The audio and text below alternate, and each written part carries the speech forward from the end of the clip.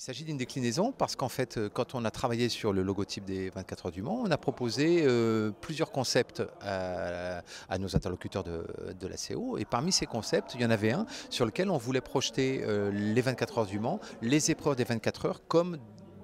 des produits et travailler sur un concept de marque à part entière et pas forcément sur un concept d'identité d'événement sportif. C'est-à-dire que l'événement sportif est une chose, mais aujourd'hui pour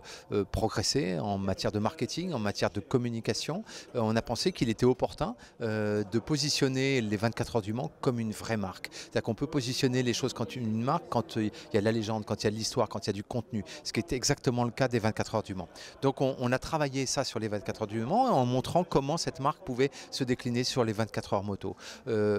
Pour être plus clair, notre marque c'est 24 heures parce que 24 heures c'est le concept produit de la CO, c'est leur savoir-faire, c'est celui de créer des épreuves de 24 heures, des épreuves d'endurance dans différentes disciplines sportives. Donc ce qu'on a voulu c'est inscrire les gènes, 24 heures du Mans, la maison mère, celle qui porte un petit peu tout, et puis après ça les identités filles en montrant comment elles pouvaient se décliner, chacune avec leur identité, en définissant un code couleur qui leur soit propre. Le noir et le rouge plus particulièrement adapté à l'univers de la moto pour les raisons qu'on a évoquées, à savoir que un grand nombre de marques utilisent ce code couleur. C'est le code de l'univers de la moto sportive aujourd'hui tel qu'il est vécu par les pratiquants d'aujourd'hui, mais je pense aussi encore de demain parce que c'est un code couleur qui est classique et qui semble relativement pérenne.